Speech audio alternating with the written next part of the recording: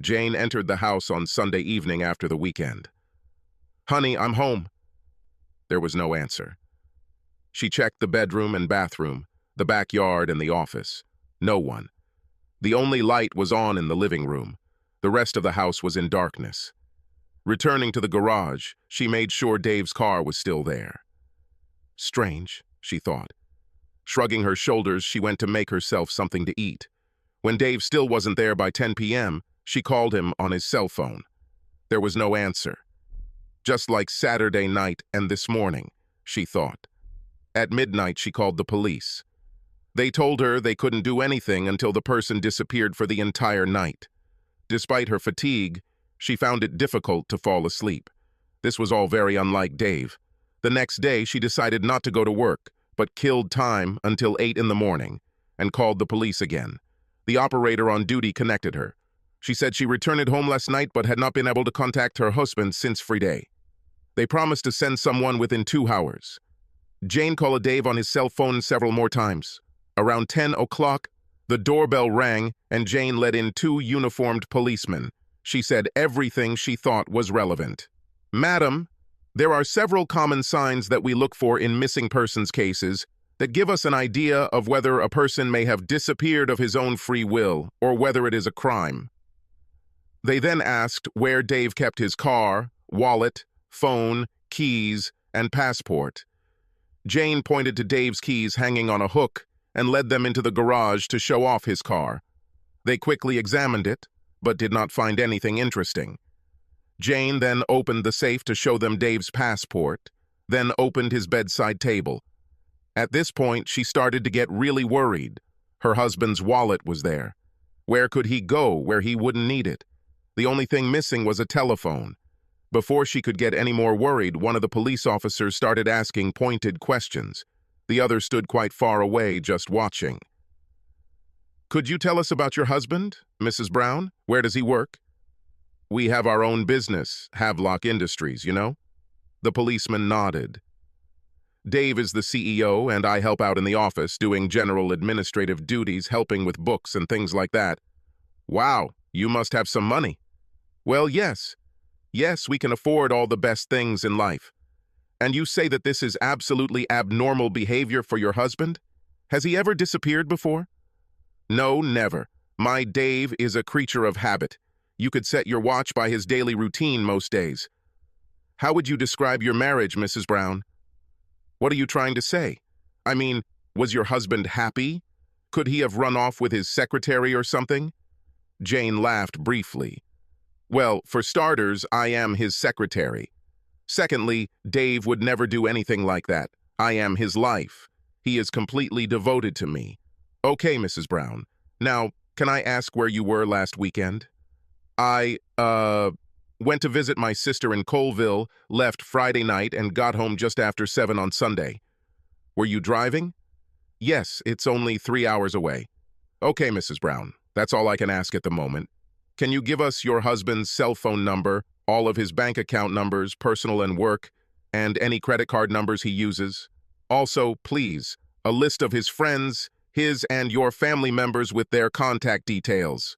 "Why do you need all the bank account and credit card numbers?" "Well, we know he left his wallet, so if he's somewhere, he needs money to live." "You said there were signs indicating whether he left of his own free will or something bad happened.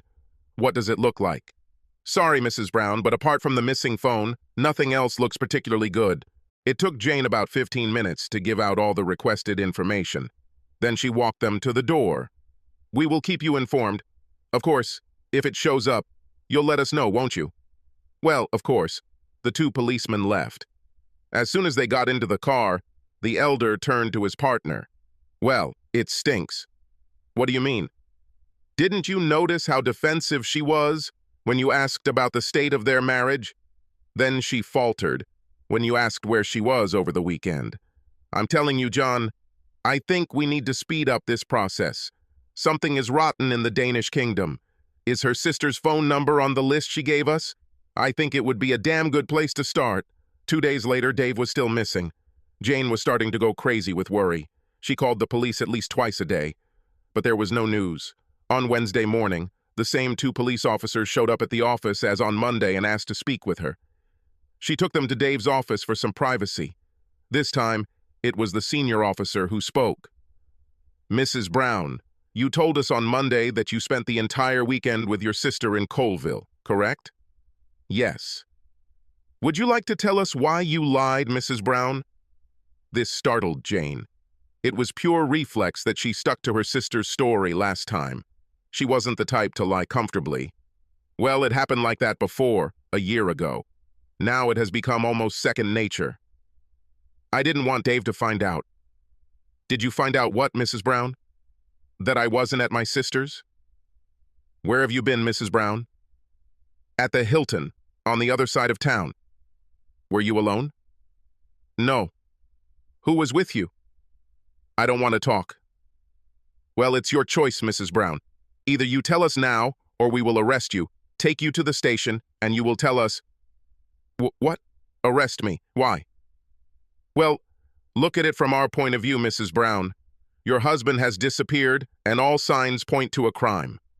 There is something else that we will not go into now, but believe me, we have enough reason to detain you. So, your choice. Who were you with at the Hilton all weekend?" "With a man." The policeman who asked the questions smiled triumphantly at his partner. Jane missed the exchange. She was too busy looking at the floor, her face turning red. "With whom exactly, Mrs. Brown?" "With Dennis Smith." "Is this your lover, Mrs. Brown?" "Yes." "Did you leave the hotel at any time between Friday and Sunday?" "No. The only time I left my room was to go to a restaurant to eat." "Can you say the same about Mr. Smith?" "No, he left for about 2 hours on Saturday afternoon. He said that he had some personal matters." "Where can we find this Dennis Smith?" Jane paused before answering. The situation was getting out of control. "Across the hall. He is my husband's deputy." A look of disgust appeared on the policeman's face. "Is it possible, Mrs. Brown, that your husband found out about your infidelity and left you?"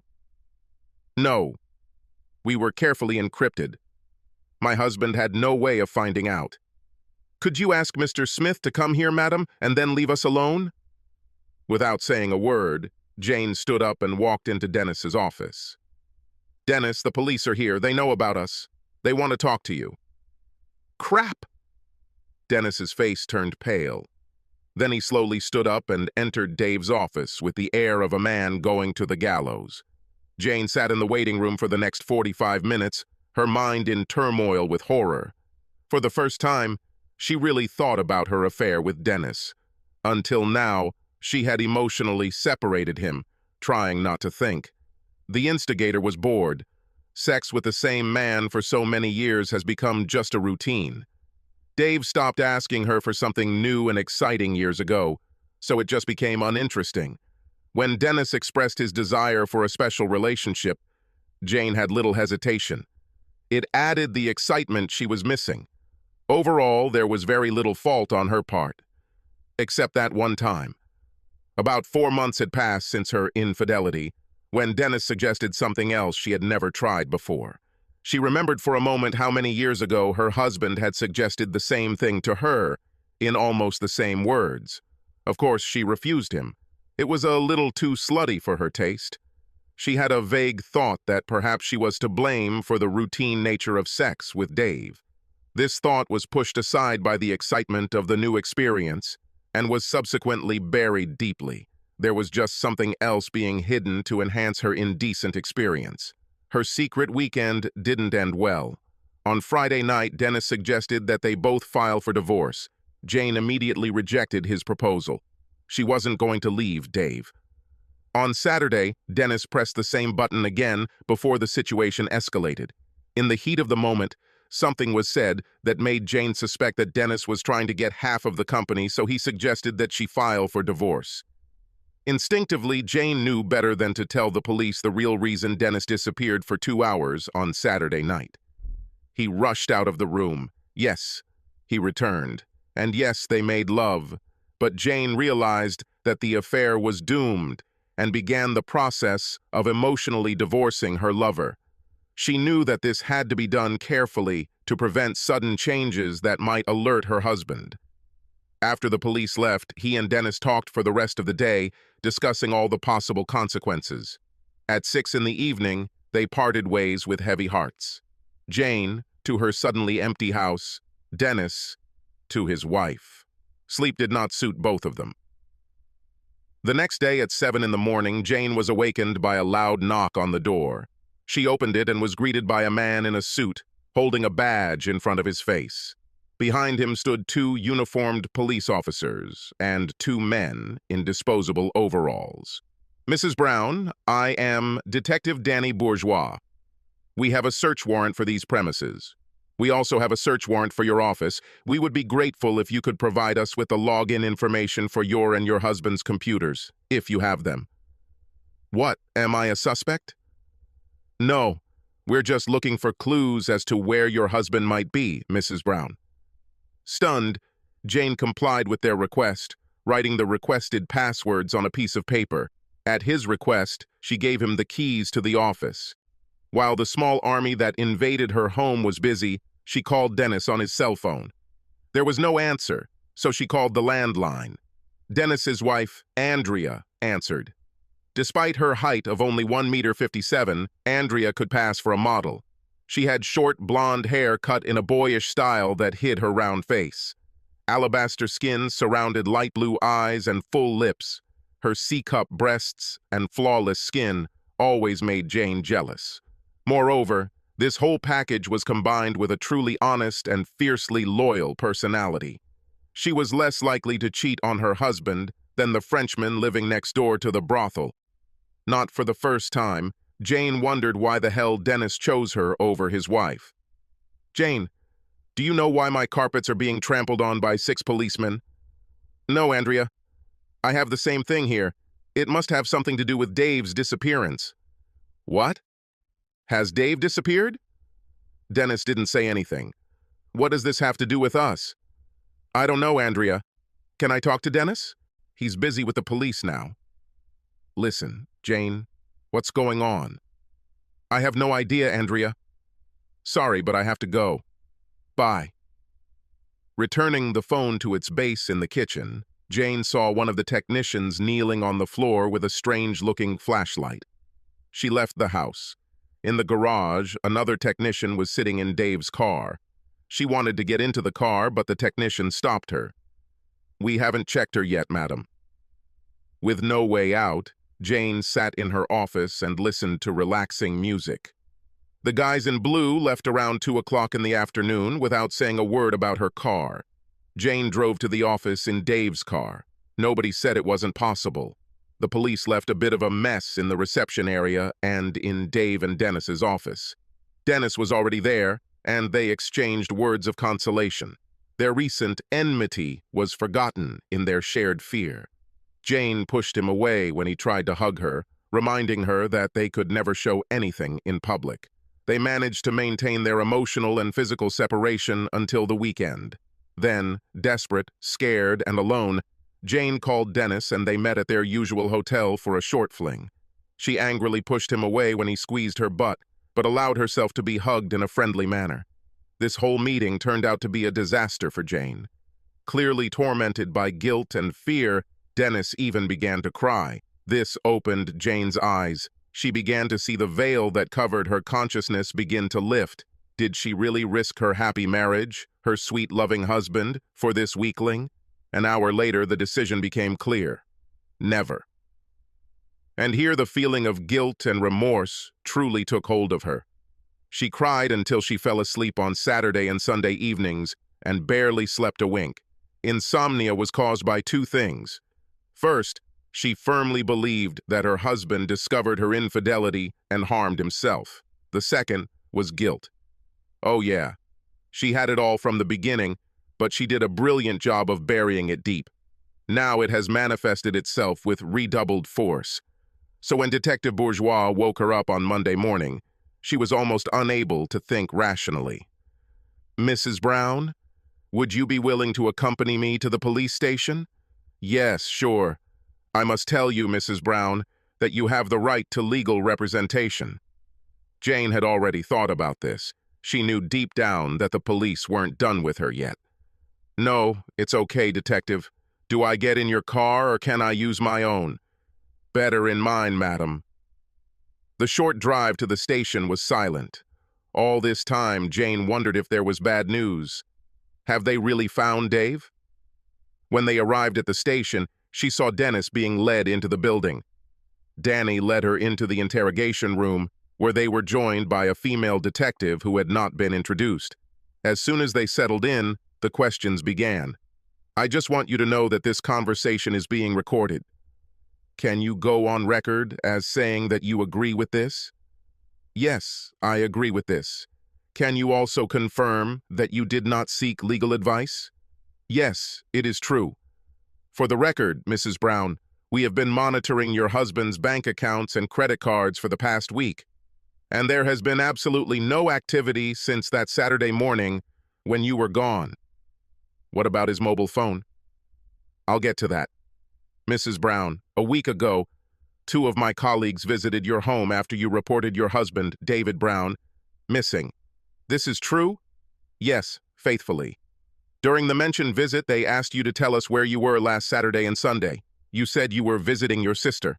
Subsequent investigations proved this to be untrue, and you later admitted to spending the weekend at the hotel with Mr. Dennis Smith. Tell me why you lied, Mrs. Brown. With her blatant lies thrown in her face, Jane felt very awkward again. So she answered again after a pause. I didn't want my novel to become public knowledge. Danny turned to the lady sitting to the side of the table. They exchanged nods. Having successfully confused her, Danny continued to question Jane. Mrs. Brown, do you know the passwords to all your husband's accounts? Of course, this is my business too. Did Mr. Dennis Smith also have access to the company's accounts? Yes, sure. He is the chief financial officer. Okay. Are you aware that on the Friday before your trip, a sum of $8.3 million was transferred into Mr. Dennis Smith's personal account, and then immediately transferred to an untraceable account in the Cayman Islands? This amount represents almost the entire working capital of your company. Can you explain your whereabouts on that Friday at 1:17 in the afternoon, Mrs. Brown? Jane suddenly felt her hands giving up. What time did she disappear with Dennis into one of the storage rooms in the backyard? Everything got worse and worse. She realized that both detectives were still waiting for her answer. No, I cannot. Although I was at work. If I receive my diary, I can confirm this. Maybe later, Mrs. Brown.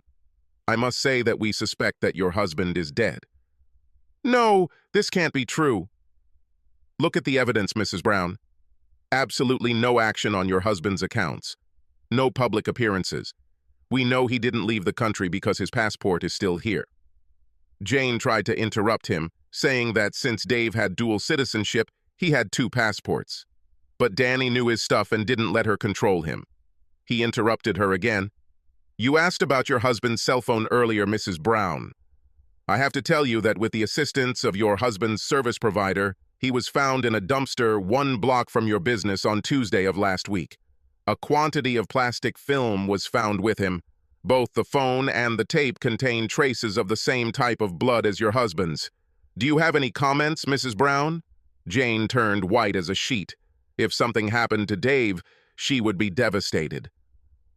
The detectives observed the look of horror on her face and completely misinterpreted it. No. Danny Bourgeois belonged to a new breed of detective, the product of a targeted recruiting policy. Rudely handsome, with a natural ability to calm people down. Modestly intelligent, but with a slightly checkered past.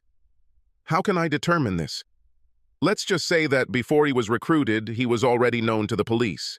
The combination of intelligence, disarming demeanor, and the insight of a criminal mind ensured his rapid rise through the ranks. With his instinctive approach, he knew the secret was to keep the suspects off balance, so he rushed forward. Then perhaps you could explain where the trace of the large blood stain found on your kitchen floor, which was also confirmed to be your husband's blood type, came from. At this point, all Jane could do was look at the floor and shake her head. After letting it cook for a bit to make things even more confusing, Danny continued to press. For the record, Jane Brown shakes her head. Mrs. Brown, could you comment on the prenuptial agreement found in your safe, which clearly states that in the event of proven infidelity, all property from the marriage between you and David Brown goes to the offended party? For the record, once again, the suspect shakes her head. Are you aware, Mrs. Brown, that during a search of Mr. Dennis Smith's house, a fishing knife was found? Attempts were made to clean it, but traces of human blood were found on it, again of the type that your husband had. Once again, for the record, the suspect shakes her head. And finally, Mrs. Brown, can you explain some of your husband's blood that was found in the trunk of your car? The car you claim was parked at the Hilton Hotel from Friday evening until Sunday evening. According to the examination, this blood was shed sometime on Saturday evening, plus or minus 12 hours. Finally, the gravity of the situation, as well as the deadly certainty, began to dawn on her. A full 5 minutes passed before she responded. Both detectives seemed glad she was taking her time. I think I need a lawyer. No shit, Sherlock. Jane Brown, I'm arresting you for the murder of David Brown. You don't have to say anything, but whatever you say. At this moment, Jane lost consciousness. Jane was detained overnight until 11 the next morning, when the judge set her bail at $250,000 and ordered her to surrender her passport. She was able to access the credit account to transfer money to the business account. She caught a taxi and went home. That night, an absolute shell of a woman who just 8 days ago had been on top of the world pondered the future. The woman who once had everything. She accepted that her husband was dead. What she couldn't bear was the realization that she had caused it. The feeling of guilt and remorse almost stopped her heart. She tried to imagine Dave's face in happier times, but the images of his last breath on her kitchen floor prevented her from doing so. The mental image of his face, wrapped in plastic, looking at her as the trunk closed, ate away at a soul no longer protected by denial. She sat in the kitchen in a daze. The phone rang, and the battered shell automatically answered. It was Dennis. Jane, you have to help me. I called Andrea, and she said she left me and cleared out our bank accounts. You have to help me out, please. Okay, Dennis. She got in touch again and transferred another $250,000 from the credit account. Using her new knowledge, she was able to pay the second deposit. The next day, shortly before lunch, Dennis called again. Thank you, darling. Can I come to your place? I really need to hug you right now. Okay, Dennis. See you soon. As soon as she heard a taxi stop outside, she stood up and headed towards the door. The shell of Jane Brown opened the door. What little sanity she had left was cut short when she saw the monster standing on the porch. You are a lying, murdering bastard! You killed my Dave! Picking up her husband's gun, she pulled the trigger. She didn't see the shock on his face as the monster was thrown back with a 0.45-inch hole in the center of its chest. He fell so quickly that the second bullet flew over his head. However, the last 6 hit the twitching body lying on the path. With the gun still clutched in the suddenly limp fist, something fell onto the top step, its back to the doorframe, and the spirit of Jane Brown was gone. Ruth arrived at her sister's house, mentally preparing herself for the grim task of getting Jane's affairs in order. Noticing that there was mail in the box, she picked it up. Mostly bills, but also one postcard. Following the common logic, if people want to keep the message on cards secret, they use an envelope. She took it. The cover was a photo of a beautiful beach in Grand Cayman. On the back, it simply said, "Too bad you and Dennis aren't here. With love, D and A." What does all of this mean? She continued walking into the house. Subscribe to our channel so that your second shaft